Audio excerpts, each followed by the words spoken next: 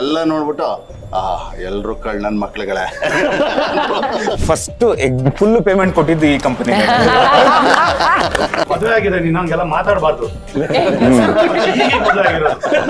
ತಪ್ಪು ಮಾಡ್ಲಿ, ಅವ್ರು ತಪ್ಪು ಮಾಡ್ಲಿ, ಕ್ಯಾಮ್ರಾಮನ್ ತಪ್ಪು ಮಾಡ್ಲಿ, ಒಳಗಡೆ ಲೈಟ್ ಆಫೀಸರ್ ತಪ್ಪು ಮಾಡ್ಲಿ, ಬೈಯದ್ ನನಗೆ ನಿಂಗೆ ಗೊತ್ತಾಗಲ್ವಾ ಅಂತ ಶುರು ಮಾಡೋದು. ಅಲ್ಲಿ ಕರೆಕ್ಟ್ ಆಗಿ ಧರ್ಮ ಕೀರ್ತಿರಾಜ್ ಅವರು ಹೊಸ ಕ್ಯಾಡ್ಬರೀಸ್, ಅವನಲ್ಲಿ ಕ್ಯಾಡ್ಬರೀಸ್ ಕೊಡ್ತಾ ಇದ್ದಾನೆ. ಚಪಾತಿ ಚಪಾತಿ ಚಪಾತಿ ಚಪಾತಿ ಬೇಯಿಸ್ಕೊಂಡು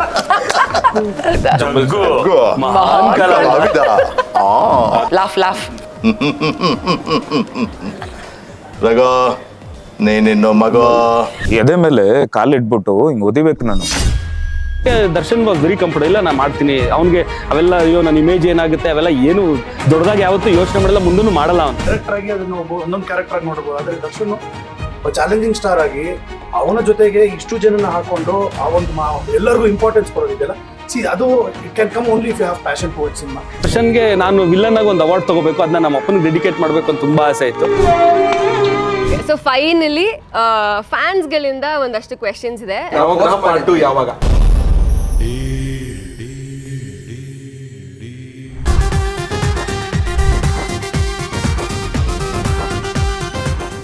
ಹಾಯ್ ಎಲ್ರಿಗೂ ನಮಸ್ಕಾರ, ನಾನು ನಿಮ್ಮ ಸಂಜನಾ ಆನಂದ್. ಹಾಯ್, ನಾನು ನಿಮ್ಮ ಪ್ರೀತಿಯ ವಿರಾಟ್.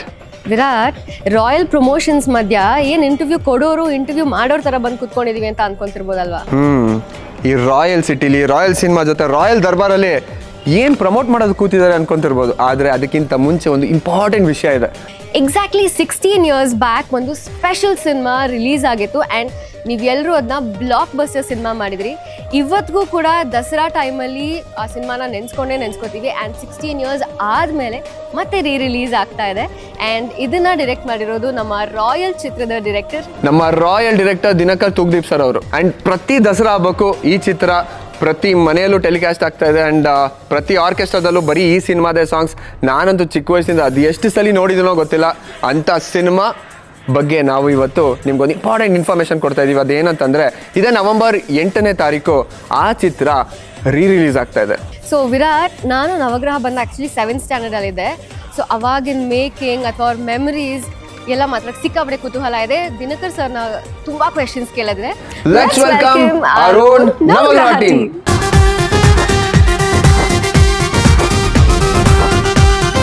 ಕ್ವೆಶ್ಚನ್ ನಮ್ಮ ಟೈಗರ್ ವಿನೋದ್ ಪ್ರಭಾಕರ್ ಸರ್ ಅವ್ರಿಗೆ.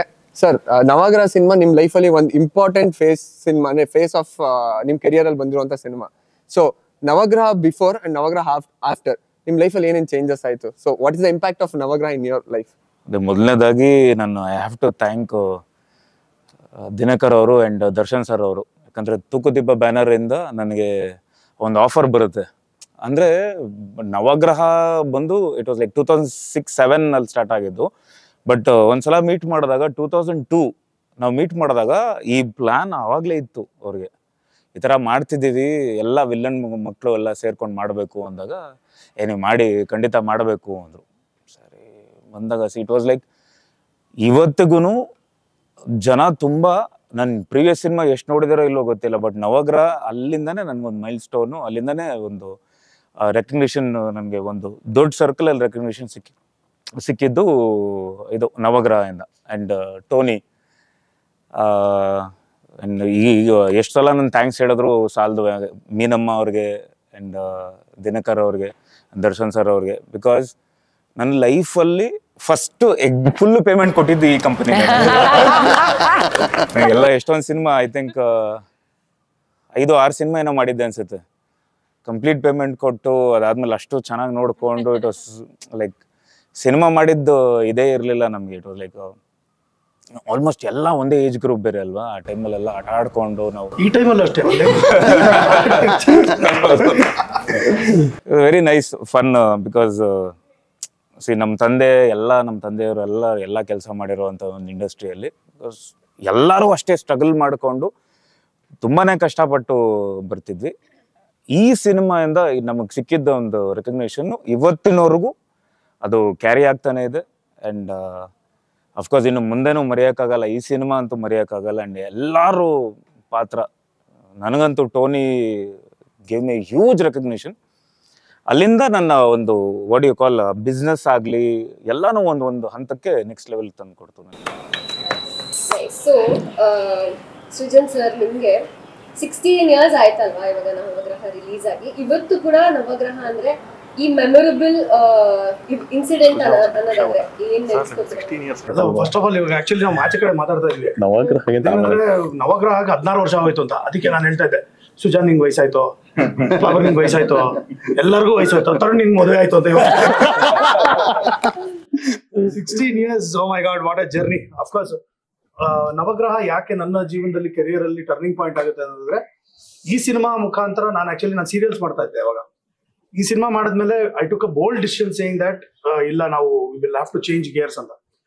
ಆಗಿನ ಕಾಲಕ್ಕೆ that was a very very risky decision, ತುಂಬಾ risky decision. Because financially it was like ಒಂಥರ ಡಲೈಮಲ್ಲಿ ಇರ್ತಾ ಇದ್ವಿ ಹೆಂಗೆ ಅಂತ. ಬಟ್ ಆಸ್ ಈ ಸೆಡ್ 2002 ಅಲ್ಲಿ ದರ್ಶನ ಪಿಕ್ಚರ್ ಮಾಡ್ಬೇಕಾದ್ರೆಲ್ಲ ಈ ಕತೆ ಹೇಳಿದ್ ನೀನು.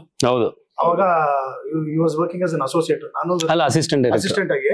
ಅವಾಗ ಒಂದಿನ ಕೂತ್ಕೊಂಡು ಮಾತಾಡ್ಬೇಕಾದ್ರೆ ಹಿ ವಾಸ್ ಟೆಲ್ಲಿಂಗ್, ಇಲ್ಲ ಇದೊಂದು ಐಡಿಯಾ ಇದೆ, ಇದೊಂದು ಮಾಡ್ಬೇಕು ಅಂತ. ಬಟ್ ಅದನ್ನ ಹಂಗೆ ಕಂಟಿನ್ಯೂ ಮಾಡ್ಕೊಂಡ್ಬಂದು ಪರ್ಸ್ಯೂ ಮಾಡಿ ಆ ಒಂದು ಸಿನಿಮಾ ಮಾಡಿದ್ನಲ್ಲ, ಅದಕ್ಕೋಸ್ಕರ ಒಂದು ಕ್ಲಾಪ್ ಮಗ ನಿಮಗೆ. ಏನು ಅಂದ್ರೆ, ಇಷ್ಟು ಜನ ಸ್ಟಾರ್, ನಮ್ಮ ತಂದೆಯವರೆಲ್ಲ ಸ್ಟಾರು, ನಾವೆಲ್ಲ ಟಾರು ಆ ಟೈಮಲ್ಲಿ. ಬಟ್ ಇವಾಗ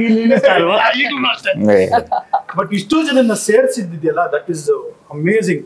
ಅಂಡ್ ನಾವು ಇವತ್ತಿಗೂ ನೆನೆಸ್ಕೋತೀವಿ ಎಷ್ಟು ಮೆಮೊರೀಸು, ಎಷ್ಟು ತರಲೆ ಮಾಡ್ತಾ ಇದ್ದು. ಯಪ್ಪ, ದಟ್ ಈಸ್ ಅನ್ಫರ್ಗೆಟಬಲ್ ಇದು. ಅಂಡ್ ಪ್ರತಿದಿನ ನಾವು ಬೆಳಗ್ಗೆ ಮಜಾ ಅಂದ್ರೆ, ನಮ್ಮ ಶೂಟಿಂಗ್ ಸ್ಟಾರ್ಟ್ ಆಗ್ತಿದ್ದಿದೆ ಹನುಮಂತು ಬಿರಿಯಾನಿಯಿಂದ. ತರುಣ ಯಾವಾಗ್ಲೂ ಹೇಳೋನು, ಅಂದ್ರೆ ಸ್ಲೀಪಿಂಗ್ ಟ್ಯಾಬ್ಲೆಟ್ ಕೊಟ್ಬಿಟ್ಟಾರೆ, ಹೋಗಿದ್ದಾಗ ಚೆನ್ನಾಗ್ತಿರೋದು ಎಲ್ಲ ಹಿಂಗ್ ಕೂತಿರೋದು, ready ready ready. But we had lot of fun. ಜರ್ನಿನೂ ಅದ್ಭುತವಾಗಿತ್ತು. ಸಕಲೇಶ್ಪುರದಲ್ಲಿ ನಾನು ಬಸ್ ಓಡಿಸಿದ್ದು, ಇಟ್ ವಾಸ್ ಆಲ್ ಸೋ. ಅಲ್ಲೆಲ್ಲ ಬೆಳಗ್ಗೆ ಏನಕ್ ನಿದ್ದೆ ಹಂಗ ಎಳಿತಿತ್ತು ಅಂದ್ರೆ, 6 ಗಂಟೆಗೆ ಶಾರ್ಟ್ಗೆ ಬಂದಿಲ್ಲ ಅಂದ್ರೆ ಬೈಯೋರಲ್ಲ, ಯಪ್ಪ ನಿಂತ್ಕೊಂಡ್ಬಿಡೋರಲ್ಲ ಮೇಷ್ಟ್ರ ತರ. 6 ಗಂಟೆಗೆ ಎಲ್ಲರೂ ವಿದ್ ಮೇಕಪ್ ಇರ್ಬೇಕು. ನಿದ್ದೆ ಬರಲ್ಲ ಅಂದ್ರೆ ನಮಗ್ ಬರಬಾರ್ದ? ಇದ್ಯಾವ ನ್ಯಾಯ ಗುರು? ಬಂದ್ ಹಿಂಗ್ ಕುತ್ಕೊಂಡು ರೆಡಿ ಅಂದಾಗ ಎಲ್ಲ ಬಸ್ಸಲ್ಲಿ ಈ 16 ವರ್ಷದಿಂದ ನೋಡು, ಬೆಂಗಳೂರು ಹೆಂಗಿತ್ತು, ಚೇಂಜ್ ಆಗೋಯ್ತು. ಟ್ರಾಫಿಕ್ ಎಲ್ಲ, ಅದು ಇದು ಎನ್ವಿರಾನ್ಮೆಂಟ್ ಎಲ್ಲ ಚೇಂಜ್ ಆಯ್ತು. ಅದು ವರ್ಷ ನೋಡಿದ್ರು ಹಂಗೆ ಗ್ಲಾಮರಸ್, ಅನ್ಚೇಂಜ್ಡ್. ಎಷ್ಟೇ ವರ್ಷ ಆದ್ರೂ ಇವ್ರಿಗಂತೂ ವರ್ಷಗಳ ಆಗ್ಲೇ ಇಲ್ಲ. ನೆಕ್ಸ್ಟ್ ಮೋಸ್ಟ್ಲಿ ನವಗ್ರಹ ರಿಲೀಸ್ ಮಾಡ್ತೀವಿ ಅನ್ಕೊಂಡು, 25 ವರ್ಷಕ್ಕೆ ಎಲ್ಲ ನಾವು ವೀಲ್ ಚೇರ್ ಕೂತಿದ್ದೆ ವರ್ಷ. ಎಲ್ಲ ಮಾಸ್ಕ್ ಎಲ್ಲ ಹಾಕೊಂಡು, ನವಗ್ರಹ ತುಂಬಾ ಚೆನ್ನಾಗಿತ್ತು ಹೇಳಿ. ಅಲ್ಲ, ಯಾವ ಮಾಸ್ಕ್? ಆಕ್ಸಿಜನ್ ಮಾಸ್ಕ್ ಹೇಳ್ಕೊಂಡು ಮಾತಾಡೋದು ಹೆಂಗೆ?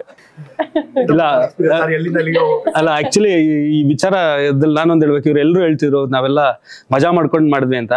ಅಲ್ಲಿ ಆ ಟೀಮಲ್ಲಿ 9 ಪ್ಲಸ್ ನಾನು ಸೇರಿ 10 ಜನದಲ್ಲಿ ಮಜಾ ಮಾಡ್ತಿದ್ ಬರೀ ಇವ್ರುಗಳು. ನನಗೆ ಮಜಾ ಮಾಡಕ್ ಬಿಡ್ತಾ ಇರಲಿಲ್ಲ ಯಾರು. ನಾ ಎಷ್ಟೇ ಸೀರಿಯಸ್ ಆಗಿರಕ್ ಹೋದ್ರು ಏನೋ ಒಂದು ಯಾರೋ ಒಬ್ರು ಏನೋ ಒಂದು ಮಾತಾಡಿ ನನ್ಗೆ ಸಣ್ಣ ಚಿಕ್ಕ ವಿಚಾರಕ್ಕೆ ಅವಾಗ ಸಖತ್ ಬೇಗ ಪ್ರವೋಕ್ ಆಗ್ಬಿಡ್ತಿದೆ. ಆ ಸಿಚುವೇಶನ್ ಕಾಯೋರು ಇರಲ್ಲ ಜಾಸ್ತಿ. ಇವನೇ ಖುಷಿ ಆಗುತ್ತೆ ಮಗ, ರೇಟ್ಸಕ್ಕೆ ಒಂದು ಮಜಾ. ಅಲ್ಲ, ನಾವು 6 ಗಂಟೆಗೆ ಬರ್ಬೇಕು ಅಂದ್ರೆ ಬೇಗನೆ ಮಲಗಬೇಕು. ಆದ್ರೆ ನಾವು ಮಲಗ್ತಿರ್ಲಿಲ್ಲ, ಪಾರ್ಟಿ ಇರೋದಲ್ವಾ, ಮಲಗ್ತಿರ್ಲಿಲ್ಲ. ಮಲಗಕ್ ಬಿಟ್ರೆ ಮಲಗದೆ 1-2 ಗಂಟೆ ಆಗೋದು. ಬಟ್ ನಾವೆಲ್ಲ ಅವಾಗ ಬೆಳಗ್ಗೆನೆ ಎದ್ದು ಮೇಕಪ್ ಹಾಕೊಂಡು ಎಲ್ಲ ಚೆನ್ನಾಗಿ ಕಾಣಿಸ್ಬೇಕು ಅಂತ ಮಾಡಿ. ಆದ್ರೆ 16 ವರ್ಷ ಆದ್ರೂ ವರ್ಷ ನೋಡಿದ್ರು ಹಂಗೆ. ಮತ್ತೆ ಅದನ್ನ ಲೈನು, ಎಷ್ಟು ವರ್ಷ ಆದ್ರೂ ಇವ್ರಿಗೆ ವರ್ಷ ಎಷ್ಟು ವರ್ಷ ಆದ್ರೂ ವರ್ಷ ಆಗಲ್ಲ. ನಂಗೆ actually first day I was very nervous. ನೀವೆಲ್ಲರೂ ಇಂಡಸ್ಟ್ರಿ ಇಂದ ಇರೋರು, ಎಲ್ಲ ದೊಡ್ಡವರು ಅಂತ. ಬಟ್ ಅಲ್ಲಿ ಬಂದ್ಮೇಲೆ 16 ವರ್ಷದಿಂದ ಚಿಕ್ಕವರೇ ನಾವು. ಅಲ್ಲಿ ಬಂದ್ಮೇಲೆ I realise the true bonding of this team. ಅದನ್ನ I think that is the best time ನನ್ನ ಪ್ರಕಾರ. ನನ್ನ ಲೈಫಲ್ಲಿ ನಾನು ಒಂದು ಸಿನಿಮಾನಲ್ಲಿ ಇಷ್ಟೊಂದು ಖುಷಿಯಾಗಿ ಕೆಲಸ ಮಾಡಿ ಎಂಜಾಯ್ ಮಾಡಿದ್ದು. And to have known all of you, it's ಅಲ್ಲ, ನವಗ್ರಹಲ್ಲಿ ಎಷ್ಟು ಎಂಜಾಯ್ ಮಾಡ್ಬಿಟ್ರು ಅಂದ್ರೆ ನವಗ್ರಹ ಸಾಕು ಸಿನಿಮಾ ಇನ್ ಮಾಡಲ್ಲ ಅಂತ ಡಿಸೈಡ್ ಆಗ್ಬಿಟ್ಟು ನವಗ್ರಹ ಆದ್ಮೇಲೆ ವಾಪಸ್ ನವಗ್ರಹಗೆ ಬಂದಿದ್ದೀನಿ. ಮದುವೆ ಆಗಿದೆ, ನೀನು ಹಂಗೆಲ್ಲ ಮಾತಾಡಬಾರ್ದು. ಮದುವೆ ಹಾಕಿಂತ ಮುಂಚೆ ಅವ್ರು ಆನ್ ಸ್ಕ್ರೀನ್ ಪೇರು ಅದೆಲ್ಲ ಮರ್ತ್ಬಿಡ್ಬೇಕು. ಈ ಘಟನೆ ಅಂತ ಮರ್ತ್ಬಿಡು. ಸರ್, ದಿನಕರ್ ಸರ್, ನಿಮ್ಗೆ ಈ ಮೂವಿಗೆ ಕ್ಲಾಪ್ ಮಾಡಿದ್ದು ಅಂಬರೀಷ್ ಅಪ್ಪಾಜಿ. ಸೊ ಅವ್ರು ಎಂಟ್ರಿ ಆಗಿದ್ದು ಸಿನಿಮಾ ಇಂಡಸ್ಟ್ರಿಗೆ ಒಬ್ಬ ವಿಲನ್ ಆಗಿ. ಸೊ ಈ ಸಿನಿಮಾಗೂ ಅದಕ್ಕೂ ಒಂದು ಸ್ಟ್ರಾಂಗ್ ಲಿಂಕ್ ಇದೆ, ಅದೇನು ಅಂತ ಎಲ್ರಿಗೂ ತಿಳಿಸ್ಕೊಡ್ಬೋದಾ? ಅದೇ ಅವರು ವಿಲ್ಲನ್ ಆಗಿ ಎಂಟ್ರಿ ಆಗಿ ಕ್ಲಾಪ್ ಮಾಡಿದ್ರು, ಕ್ಲಾಪ್ ಮಾಡಿದ ಎಲ್ಲರೂ ವಿಲನ್ ಮಕ್ಳುಗಳು. ಅದು ಇನ್ನೂ ಒಂದು ಚೆನ್ನಾಗಿತ್ತು ಅಂದ್ರೆ ಎಲ್ಲಿ ಕ್ಲಾಪ್ ಮಾಡಕ್ ಬಂದ್ರಲ್ಲ ಎಲ್ಲ ನೋಡ್ಬಿಟ್ಟು ಎಲ್ರು ನನ್ ಮಕ್ಳುಗಳೇ. ಹೌದು, ಅದೇ ಅಂದ್ರೆ ವಿಲನ್ ಮಕ್ಳುಗಳನ್ನ ಹಾಕೊಂಡು ಹೌದೌದು, ಸಿನಿಮಾಗೆ ವಿಲ್ಲನ್ ಮಕ್ಳನ್ನ ಹಾಕೊಂಡೇ ಮಾಡ್ಬೇಕಂತ. ಕ್ಲಾಪು ಅದು ಬೇರೆ ಆಪ್ಷನ್ ಇಲ್ಲ ನಮ್ಗೆ, ಅಂಬರೀಷ್ ಅಪ್ಪಾಜಿ ಕೈಲೇ ಮಾಡಿಸ್ಬೇಕು ಅಂತಿದ್ದು. ಸೊ ಅದರಿಂದ ಅವ್ರ ಕೈಲೇ ಮಾಡಿಸಿದ್ದು. ಆಮೇಲೆ ಮುಹೂರ್ತಕ್ಕೆ ನಾವೆಲ್ಲ ಡ್ರೆಸ್ ಕೋಡ್ ಅಲ್ಲಿ ಹೋಗಿದ್ವಿ. ಇವಾಗ ನೋಡಿ ಎಲ್ಲರೂ ಬ್ಲಾಕ್ ಅಂಡ್ ಬ್ಲೂ ಅಲ್ಲಿ ಬಂದಿರೋದು. ಇದೇನಕ್ಕೆ ಅಂದ್ರೆ ಸೆಕೆಂಡ್ ಹಾಫ್ ಈ ಕಾಂಬಿನೇಷನ್ ಇತ್ತು, ಬ್ಲಾಕ್ ಅಂಡ್ ಬ್ಲೂ. ಬಟ್ ನಾವು ಮುಹೂರ್ತದ ನೆನಪಿದೆ ನನಗೆ, white shirt and everybody uniform. So Varsha ನಿಮಗೆ ಕೇಳೋದಾದ್ರೆ, ಸೊ ಫಸ್ಟ್ ಸಿನಿಮಾ ನೆನಪಿರಲಿ ಮಾಡಿದ್ರಿ and it was a blockbuster ಅಲ್ಲ, so that was a love story. So second cinema ಇವಾಗ ಥ್ರಿಲ್ಲರ್ ಅಂತ ಅಂದ್ರೆ it is obviously men centric ಅಂತ. ಏನ್ ಥಾಟ್ ಪ್ರಾಸೆಸ್ ಇತ್ತು ಮ್ಯಾಮ್ ನಿಮ್? ಥಾಟ್ ಪ್ರಾಸೆಸ್ಸೇ ಇಲ್ಲ. Thoogudeepa productions, Dinakar sir, Darshan sir ಇದ್ದಾರೆ. ನಾವೊಂದು ಸಿನಿಮಾ ಮಾಡ್ತಿದ್ದೀವಿ. ನಂಗೆ ಕಾಲ್ ಬಂದಾಗ ಸಂಜೆ 4:15 ಫೋನ್ ಮಾಡಿದ್ರು, ನಾನು ದಿನಕರ್ ಮಾತಾಡ್ತಿದ್ದೀನಿ ಅಂದರು. ನಾನು ಕೂತಿದ್ದವಳು ಎದ್ದೆ, ಸರ್ ಹೇಳಿ ಸರ್ ಅಂತ, ಒಂದು ಸಿನಿಮಾ ಮಾಡ್ತಿದ್ದೀವಿ ಬರ್ತೀರಾ? If I am not wrong Tarun ಅವ್ರು ಹೇಳಿದ್ರು, ರೆಫರ್ ಮಾಡಿದ್ರು. ಸೊ ತರುಣ್ ಅವ್ರು ಹೇಳಿದ್ರು ಮಾಡ್ತೀರಾ ಅಂತ. ಶೋರ್ ಸರ್ ಮಾಡ್ತೀನಿ, ಆಡಿಷನ್ಸ್ ಇದೆಯಾ? ಅದೆಲ್ಲ ಏನಿಲ್ಲ, ಬಾರಮ್ಮ ಶುರು ಮಾಡಬೇಕು ಅಂತ. ನಂಗೆ ಶೂಟಿಂಗ್ ಬಾರಮ್ಮ, ಕರೆಕ್ಟು, ಇನ್ನು 2 ದಿನಕ್ಕೆ ಮೈಸೂರಲ್ಲಿ ಸಿಗ್ತೀವಿ ಅಂತ. So that excitement was so much. ನನ್ನ ಕಥೆ ಏನು, ಯಾರ್ಯಾರು ಏನೂ ಇಲ್ಲ. ನಂಗೆ ತೂಗುದೀಪ ಪ್ರೊಡಕ್ಷನ್ಸ್ ಇಂದ ಒಂದು ಆಫರ್ ಬಂದಿದೆ, ದರ್ಶನ್ ಸರ್ ಸಿನಿಮಾಲ್ ನಾನು ಇರ್ತೀನಿ ಅಷ್ಟಿಟ್ಕೊಂಡು ಫುಲ್ ಬ್ಯಾಗ್ ಪ್ಯಾಕ್ ಮಾಡ್ಕೊಂಡು 2 ದಿನ ಶಾಪಿಂಗಿಗೆ ಟೈಮ್ ಕೊಟ್ಟಿದ್ರು. ಬರೋದೆಲ್ಲ ಶಾಪ್ ಮಾಡ್ಕೊಂಡು ಬಂದಿದ್ದು ಅಷ್ಟೇ. After coming to the set ನಾನು ಇನ್ ಡೀಟೇಲ್ ಕತೆ ಕೇಳಿದ್ದು, ಬಿಕಾಸ್ ಅವ್ರು ಒಂದು ಜಿಸ್ಟ್ ಹೇಳಿದ್ರು ಅಷ್ಟೇ ನನಗೆ. But I am so grateful that ಇಂಥ ಒಂದು ಆಪರ್ಚುನಿಟಿ ಸಿಕ್ತು ನನಗೆ ಅಂತ. I think I can relate to you. ನನಗೂ ರಾಯಲ್ ಸಿಕ್ಕಾಗ that was the only thing. Dinakar sir direction ಅಂತ yes I am there already. And Tarun sir, ನೀವು ಮತ್ತೆ ದಿನಕರ್ ಸರ್ ಜೊತೆಯಲ್ಲಿ ಮುಂಚೆ ಅವ್ರ ಜೊತೆ ಒಟ್ಟಿಗೆ ಕೆಲಸ ಮಾಡಿದ್ರಿ. So you know him from before. But ಜೊತೆಯಲ್ಲಿ ಒಂದೇನೋ ಎಕ್ಸ್ಪೀರಿಯನ್ಸ್ ಇಂದ ನೀವು ನವಗ್ರಹ ಮಾಡ್ಬೇಕಾದ್ರೆ ದಿನಕರ್ ಸರ್ಗೆ ಒಂದು ಕಂಡೀಷನ್ ಹಾಕಿದಂತೆ, ಮಗ ನೀನ್ ಈ ಕಂಡೀಷನ್ ಒಪ್ಕೊಂಡ್ರೆ ಮಾತ್ರ ನಾನು ನವಗ್ರಹ ಮಾಡ್ತಿರೋದು, ಇಲ್ಲ ಮಾಡಲ್ಲ ಅಂತ. ಸೊ ಅದೇನ್ ಸರ್ ಅದು? ಅದೇ ಅದು ಒಂದು ಸೆಟ್ ಅಲ್ಲಿ ಅದೇ ಹೇಳ್ದ ನಂಗೆ ಟೆಂಪರ್ ಅಂತ ಅಂತಿದ್ನಲ್ಲ ದಿನಕರ್, ನಿಮಗೂ ಗೊತ್ತಿರುತ್ತೆ ದಿನಕರ್ ಟೆಂಪರ್ ಹೆಂಗೆ ಏನು ಅಂತ. ಸೊ ಅವಾಗ ಇನ್ನೊಂದ್ ಚೂರು ಅದು ಇತ್ತು.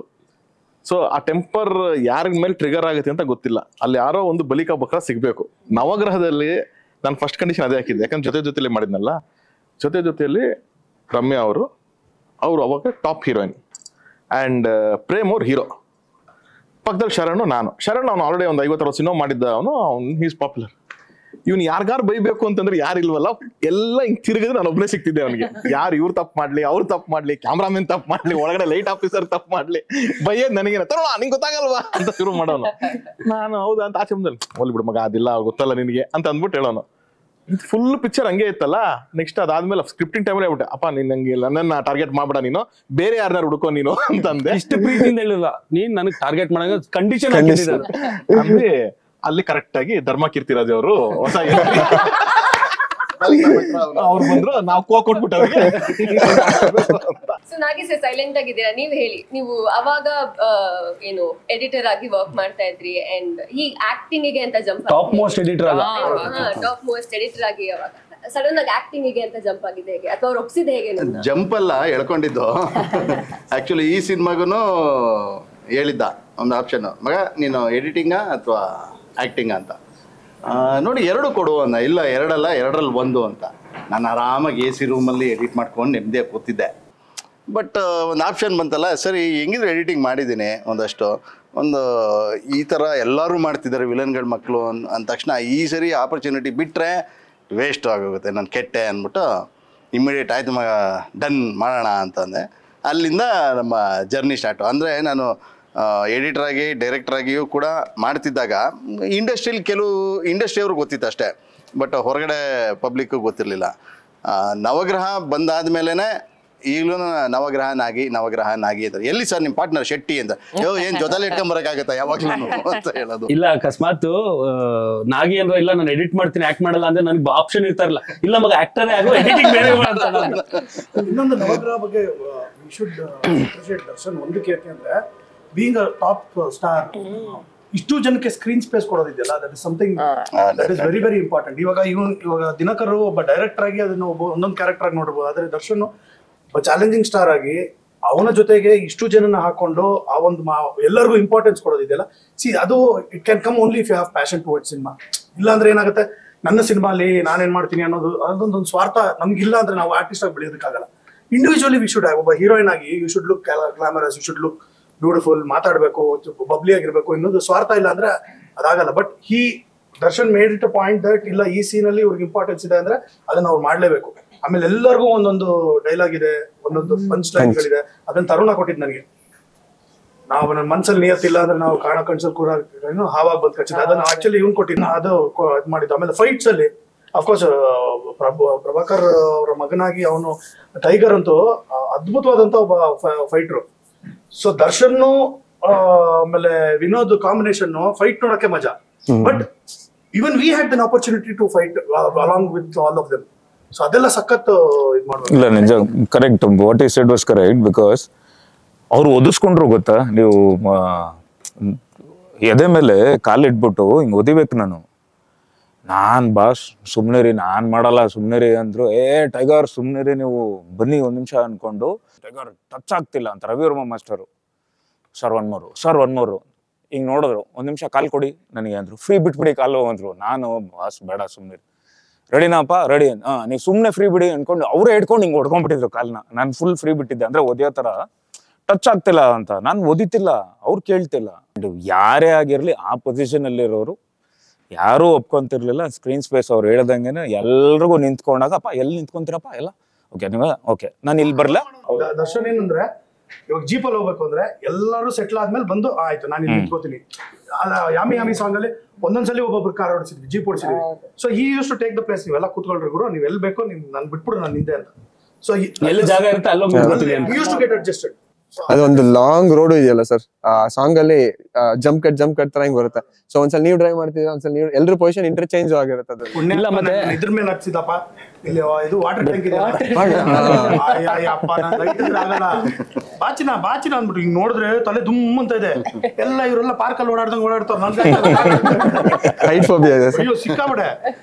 ಇಲ್ಲ ಮತ್ತೆ ನಾವು ಶೂಟಿಂಗ್ ಮಾಡ್ಬೇಕಾದ್ರೂ ಅಷ್ಟೇ ಫಸ್ಟೇ ಹೇಳ್ಬಿಡಿದೆ. ಅಂದ್ರೆ ಯೂಶಲಿ ಈಗ ಶೂಟಿಂಗ್ ಅಲ್ಲಿ ಹೆಂಗಾಗುತ್ತೆ, ಈಗ ಒಬ್ಬೊಬ್ಬರು ಒಂದು 10 ಜನ ಆರ್ಟಿಸ್ಟ್ ಇದ್ದಾರೆ ಅಂದ್ರೆ ಒಬ್ಬರದ್ದು ಮುಗಿತಿದ್ದಂಗೆ ಅವ್ರನ್ನ ಪ್ಯಾಕಪ್ ಮಾಡಿ ಅವ್ರನ್ನ ಕಳಿಸ್ತಾ ಇರ್ತೀವಿ. ಯಾರ್ಯಾರು ಬ್ಯಾಲೆನ್ಸ್ ಇದೆ ಅವ್ರನ್ನ ಮಾತ್ರ ಇಟ್ಕೊಂಡು ಕೊನೆಗೆ ಒಬ್ಬರೇ ಆರ್ಟಿಸ್ಟ್ ನಿಂತಿರ್ತಾರೆ 10 ಜನದಲ್ಲಿ. ಎಲ್ಲಾರ್ದು ಮುಗಿದು ಎಲ್ಲರೂ ಒಟ್ಟೋಗಿದ್ರೆ ಒಬ್ರು. ಬಟ್ ನವಗ್ರಹಲ್ಲಿ ಹೆಂಗಾಗುತ್ತೆ ಅಂದ್ರೆ ಎಷ್ಟೊಂದು ಸೀನಲ್ಲಿ ದರ್ಶನ್ಗೆ ಡೈಲಾಗ್ ಇರ್ತಾ ಇರಲ್ಲ, ಎಷ್ಟೊಂದು ಸೀನಲ್ಲಿ ಸುಜನ್ಗೆ ಡೈಲಾಗ್ ಇರ್ತಾರಲ್ಲ, ಎಷ್ಟೊಂದು ಸೀನ್ ತರುಣ್ಗೆ ಇರ್ತಾ ಇರಲ್ಲ, ಎಷ್ಟೊಂದು ಸೀನಲ್ಲಿ ವಿನೋದ್ಗೆ ಇರ್ತಾರಲ್ಲ. ಬರೀ ಅದನ್ನ ನಾವು ಸಿನಿಮಾ ಲ್ಯಾಂಗ್ವೇಜ್ ಸೆಟ್ ಪ್ರಾಪರ್ಟಿ ಅಂತೀವಿ, ಏನು ಡೈಲಾಗ್ ಇಲ್ಲ ಸುಮ್ಮನೆ ನಿಂತಿರೋದು. ಸೊ ಆ ಥರ ಇದ್ರು ಪ್ಯಾಕಪ್ ಹೇಳೋರ್ಗು ಎಲ್ಲರೂ 9 ಜನನು ಸೆಟ್ಟಲ್ಲಿ ಇರೋರು. ಇಲ್ಲ ನಾನು ಮುಗಿತಾ ನಾನು ಹೋಗ್ಬೋದಾ ಹೇಳ್ತಾ ಇರಲಿಲ್ಲ. ಮತ್ತೆ ಎಲ್ಲರದು ಒಟ್ಟಿಗೆ ಮೇಕಪ್ ತೆಗೆದು ಎಲ್ಲ ಒಂದೇ ಕಾರಲ್ಲಿ ಶೂಟಿಂಗ್ ಸ್ಪಾಟಿಂದ ಹೋಗೋರು. ಸೊ ಅಂದ್ರೆ ಅಷ್ಟು ನನಗಲ್ಲಿ ತೆಗಿಬೇಕಾದ್ರೆ ಇಲ್ಲ ನಾನು ಈ ಥರದೊಂದು ಶಾರ್ಟ್ ಬೇಕು. ಯೂಶಲಿ ಏನಾಗುತ್ತೆ, ಒಬ್ರು ತೆಗೆದು ಕಳಿಸ್ಬಿಟ್ರೆ ಆಮೇಲೆ ಒಂದು ಶಾರ್ಟ್ ಬೇಕು ಅನ್ಸುತ್ತೆ. ಇವು ಎಲ್ಲಪ್ಪ ಇಲ್ವಲ್ಲ ಇಲ್ಲ ಅಗೇನ್ ಸೀನಲ್ಲಿ ಎಡಿಟಿಂಗ್ ಅಲ್ಲಿ ಕಾಂಪ್ರಮೈಸ್ ಆಗ್ಬೇಕಾದ್ರೆ ನಮಗೂ ಹೋಗಿ ಕಿತ್ತು ಗುಡ್ಡೆ ಹಾಕೋ ಕೆಲಸ ಇಲ್ಲ. ಅದಕ್ಕೋಸ್ಕರ ಎಲ್ಲರೂ ಒಟ್ಟಿಗೆ ಹೋಗೋಣ ಅಂತ. ಯಾಕಂದ್ರೆ ಇರ್ತಾ ಇದ್ದೆ ಇವ್ರಗಳ ಜೊತೆ. ನಾನು ರೂಮಲ್ಲಿ ಕೂತ್ಕೊಂಡು ಟಿವಿ ನೋಡ್ತಾ ಇರ್ತಾ ಇದ್ವಿ, ಮಾತಾಡ್ತಾ ಇದ್ವಿ, ಅಟ್ಟೆ ಹೊಡಿತಾ ಇದ್ವಿ, ಎಲ್ಲರೂ ಒಟ್ಟಿಗೆ ಸೇರ್ಕೊಂಡ್ಬಿಡ್ತಾ ಇದ್ವಿ. ಸೊ ಹಾಗಾಗಿ ಅದು ಈಗಿನ ಟೈಮಲ್ಲಿ ಒಂದ್ ಶಾರ್ಟ್ ಕಟ್ ಅಂದ ತಕ್ಷಣ ಎಲ್ಲರೂ ಕ್ಯಾರವನ್. ಇನ್ನೊಂದು ಗೊತ್ತಾ ನಿಮ್ಗೆ, ಕ್ಯಾರವನ್ ತರ್ಸಿರ್ಲಿಲ್ಲ. ಕ್ಯಾರವನ್ ಬೇಡ ಅಂತ ಇಲ್ಲ ಇತ್ತು, ಅಂದ್ರೆ ತರ್ಸ್ಬೋದಿತ್ತು. ದರ್ಶನ್ ಅವ್ರ ಮನ್ಸ್ ಮಾಡಿದ್ರೆ ತರ್ಸ್ಬೋದಿತ್ತು. ಅಪ್ಪ ನಾನ್ ಸ್ಟಾರ್ ಗುರು, ನಿಮ್ಗೆ ಎಲ್ರಿಗಿಂತ ನಾನ್ ಸ್ಟಾರ್, ನಾನು ತರ್ಸ್ಬೋದು, ನನಗ್ ಸಪ್ರೇಟ್. ಅದು ಮಾಡ್ಲೇ ಇಲ್ಲ ಅವರು. ಎಲ್ಲರೂ ಒಟ್ಟಿಗೆ ಬೇಡ ನಾನು ಅಲ್ಲೇ. ಅವಾಗಲ್ಗಿಂತ ದೊಡ್ಡ ಸ್ಟಾರ್ ಇವಾಗ್ಲೂ ಆತರ ನಡ್ಕೊಂಡಿರೋದು ಚಾನ್ಸ್ ಇಲ್ಲ. ನಮ್ದ ಕಸ್ಟಮೈಸ್ಡ್ ಬಸ್ ಅಲ್ಲೇ ಸೆಟ್ಲ್. ನಾವು ಬಸ್ಸಲ್ಲೂ ನೀನು ಚೆನ್ನಾಗಿ ಕಾಣಿಸ್ಲ ಇವತ್ತು. ಹೈಟ್ ಫೋಬಿಯಾ ಬಗ್ಗೆ ಎಲ್ಲ ಮಾತಾಡ್ತಾ ಇದ್ರಲ್ಲ, ನೀವು ಒಂದ್ ಸೀನ್ ಅಲ್ಲಿ ಬಂಡೆ ಅದು ಹಿಂಗಲ್ಲ ಹಿಂಗಿದೆ, ನೆನ್ಪಿದ್ಯಾ ನೀವು ಹತ್ತಿರ? ಅದ್ರ ಎಕ್ಸ್ಪೀರಿಯನ್ಸ್ ಹೇಗಿತ್ತು? ಭಯ ಆಗ್ಲಿಲ್ವಾ ನಿಮ್ಗೆ? ಇಲ್ಲ ನನ್ಗೆ ಅದು ಪ್ರೊಟೆಕ್ಷನ್ ಇತ್ತು ಅಂತ ಧೈರ್ಯ ಆಯ್ತು. ಹಾರ್ನೆಸ್ ಎಲ್ಲ ಆಯ್ತಮ್ಮ. ನಂಗೆ ಯೂಶಲಿ ಸ್ವಲ್ಪ ಭಯ ಅಂತ ಹೇಳಿ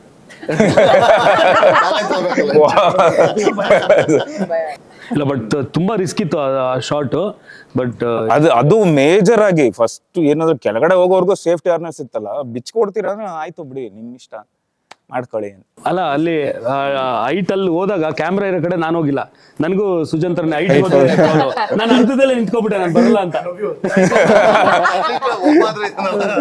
ಸೊ ಅಲ್ಲಿ ಫೈಟ್ ಮಾಸ್ಟ್ರು, ನಮ್ಮ ಅಸಿಸ್ಟೆಂಟ್ ಡೈರೆಕ್ಟ್ರು ಅವ್ರುಗಳೇ ಇದ್ದಿದ್ದು. ಈಗ ನಮ್ಮ ರಾಯಲ್ದು ಕ್ರಿಯೇಟಿವ್ ಹೆಡ್ ಅನಿಲ್, ಅವರೆಲ್ಲ ಅಲ್ಲಿಂದ ಅವರೇ ಶೂಟ್ ಮಾಡಿದ ಆ ಸೀನ್ ಎಲ್ಲ. ವೀಕೆಂಡ್ ವಿತ್ ರಮೇಶ್ ಪ್ರೋಗ್ರಾಮ್ ನೋಡ್ತಾ ಇದ್ದೆ, ನಿಮ್ಮ ಎಪಿಸೋಡ್ ನೋಡ್ತಾ ಇದ್ದೆ. ಅದರಲ್ಲಿ ನೀವೊಂದು ಎಕ್ಸ್ಕ್ಲೂಸಿವ್ ಆಗಿ ನವಗ್ರಹ ಬಗ್ಗೆ ಒಂದು ಲೈನ್ ಹೇಳ್ತೀರಾ. ಅಂದ್ರೆ ಫ್ಯೂಚರ್ಲಿ ನನ್ನ ಮಗಂಗೆ ಅವನ್ನ ಅಪ್ಪ ನಿನ್ ಮೂವೀಸ್ ಎಲ್ಲ ತೋರ್ಸು ಅಂತ ಕೇಳಿದಾಗ ನಾನು ನವಗ್ರಹ ಮೂವಿನ ಮಿಸ್ ಮಾಡದೆ ಅವ್ನಿಗೆ ತೋರಿಸ್ಬೇಕು ಅಂತ ನೀವು ಹೇಳಿದ್ದೀರಾ.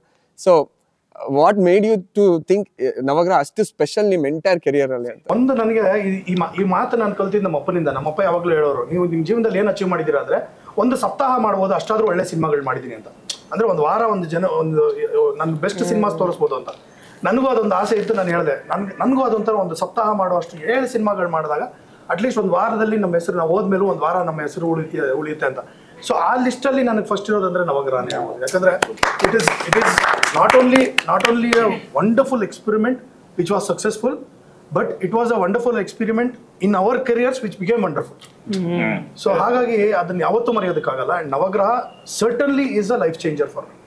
ಅಲ್ಲಿಂದ ಒಂದು ಗ್ರಾಫ್ ರೈಸ್ ಆಗಿದ್ದು, ಅಲ್ಲಿಂದ ನಾವು ಒಂಥರ ನೋ ಟರ್ನಿಂಗ್ ಬ್ಯಾಕ್ ಅಂತಾರಲ್ಲ. So touch wood. And the thought alva, the mere fact that the most precious thing ಅಂಬಾರಿನ ಕದಿಯೋದು ಹೆಂಗ್ ಯೋಚನೆ ಮಾಡಿದ್ರು ಅಂತ ಇವನ್ ಟಿಲ್ ದಿಸ್ ಡೇಟ್ ನಂಗೆ ಯಾವಾಗ್ಲೂ ಅದೇ ಕ್ವೆಶ್ಚನ್ ಇರುತ್ತೆ, ಹೆಂಗ್ ಸರ್ ಯೋಚನೆ ಮಾಡಿದ್ರಿ ಇದನ್ನ ಅಂತ. ನಾವು ನವಗ್ರಹ ಸ್ಟೋರಿ ಮಾಡ್ಕೊಂಡು ಸ್ಕ್ರೀನ್ ಪ್ಲೇಗೆಲ್ಲ ಕೂತಾಗ ಅದರಲ್ಲಿ ತರುಣ್ ನನಗೆ ಅಸಿಸ್ಟ್ ಮಾಡಿದ ಸ್ಕ್ರೀನ್ ಪ್ಲೇಗೆ. ಬಟ್ ಇದು ತುಂಬಾ ಸರ್ ಆ ಜನರೇಷನ್ಗೆ ಕಂಪೇರ್ ಮಾಡಿದ್ರೆ ಲೈಕ್ ಇವತ್ತಿಗೂ ಅದು ನೋಡಿದ್ರೆ ಫ್ರೆಶ್ ಅಂತ ಅನ್ಸುತ್ತೆ. ಇಟ್ ಲುಕ್ಸ್ ಈ ಏಜ್ ಸಿನಿಮಾ ತರ. ಅಂಡ್ ಇವಾಗೆಲ್ಲ ಮನಿ ಹೈ ಸಿನಿಮಾಸ್ ಅಂತ ತುಂಬಾ ಪಾಪ್ಯುಲರ್ ಆಗ್ತಾ ಇದೆ, ಎಲ್ಲ ವೆಬ್ ಸೀರೀಸ್ ಬರ್ತಾ ಇದೆ. ಬಟ್ ಆ ಟೈಮಲ್ಲೇನೆ ಲೈಕ್ ಅಷ್ಟು ಹೆಡ್ ಆಗಿ ಥಿಂಕ್ ಮಾಡಿ, ಅಂಡ್ ಎಕ್ಸಿಕ್ಯೂಷನ್ ಆಲ್ಸೋ ಒಂದು ಕಾರ್ ಎಲ್ಲ ತರಿಸಿ ಅದೆಲ್ಲ ಒಳಗಡೆ ಎಲ್ಲ ಹಿಂಗ್ ಕ್ಯಾಪ್ಚರ್ ಮಾಡಿ. ಸೊ ಇಟ್ ವಾಸ್ ಲೈಕ್ ಒಂದು ಧೂಮ್ ಸೀರೀಸ್ ತರ ಇತ್ತು ಸರ್. ಇಲ್ಲ ಅದೇನಾಯ್ತು ಅಂದ್ರೆ ನಾವು ಸ್ಕ್ರೀನ್ ಸೀರೀಸ್ ನಮ್ದು ಅದು ಸ್ಕ್ರೀನ್ ಪ್ಲೇ ಎಲ್ಲ ನಾವು ಮಾಡ್ಕೊಂಡ್ಮೇಲೆ ಶೂಟಿಂಗ್ ಹೋಗೋಕ್ಕಿಂತ ಮುಂಚೆಲೆ ತುಂಬಾ ಹೋಮ್ವರ್ಕ್ ಮಾಡಿದ್ವಿ. ಇಲ್ಲ ಈ ಥರದೇ ಬೇಕು, ಮತ್ತೆ ಅದರಲ್ಲಿ ನೀವೀಗ ಹೇಳಿದ್ರಲ್ಲ ಒಳಗಡೆ ಸುರಂಗದಲ್ಲಿ ಜೀಪ್ ಹೋಗೋದು, ಅದು ನಾವು ಮಲೇಷ್ಯಾದಿಂದ ತರಿಸಿದ್ವಿ. ಯಾಕಂದ್ರೆ ಅದು ಪವರ್ ಜಾಸ್ತಿ ಬೇಕು, ನುಗ್ಗಬೇಕು ಅದ್ರೊಳಗೆಲ್ಲ ಹೋಗೋಕ್ಕೆ ಅಂತ. ಇಲ್ಲೆಲ್ಲ ಅಷ್ಟು ಪವರ್ಫುಲ್ ಇರೋ ಅಂತ ಟಾಯ್ ಸಿಕ್ಕಿರ್ಲಿಲ್ಲ, ನಾವು ಅದು ಮಲೇಷ್ಯಾದಿಂದಾನೇ ಅದನ್ನ ತರಿಸಿ. ಸೊ ತುಂಬಾ ಹೋಮ್ವರ್ಕ್ ಫಸ್ಟೇ ಆಗೋಗಿತ್ತು. ಅಂದ್ರೆ ಯಾಕಂದ್ರೆ ಸ್ಟೋರಿ ನಾನು ಸೆಕೆಂಡ್ ಇಯರ್ PUC ಇದ್ದಾಗ ಸ್ಟೋರಿ ಲೈನ್ ಫ್ಲಾಶ್ ಆಗಿತ್ತು ನಂಗೆ. ಸೊ ಅವಾಗಿಂದ ಆ ಸಿನಿಮಾ ಡೈರೆಕ್ಷನ್ ಮಾಡ್ಬೇಕಾದ್ರೆ ಐ ವಾಸ್ 29. ಆಲ್ಮೋಸ್ಟ್ ಒಂದು 16 years ನನ್ನ ತಲೆಯಲ್ಲಿ ಆ ಕತೆ ಬೆಳಿತಾನೆ ಇತ್ತು.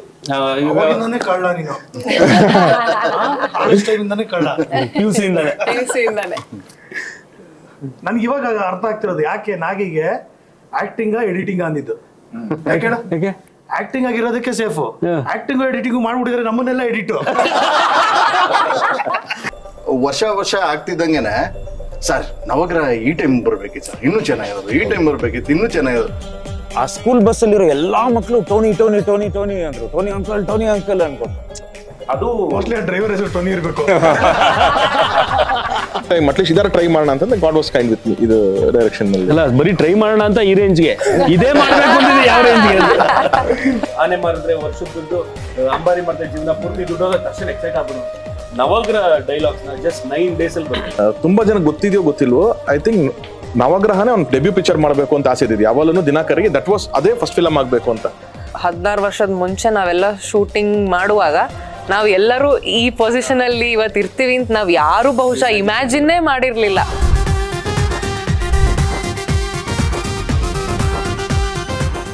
ಹೆಚ್ಚಿನ ವಿಡಿಯೋಗಳಿಗೆ ಪ್ರತಿಧ್ವನಿ ಯೂಟ್ಯೂಬ್ ಚಾನೆಲ್ ಸಬ್ಸ್ಕ್ರೈಬ್ ಮಾಡಿ, ಬೆಲ್ ಐಕಾನ್ ಕ್ಲಿಕ್ ಮಾಡಿ.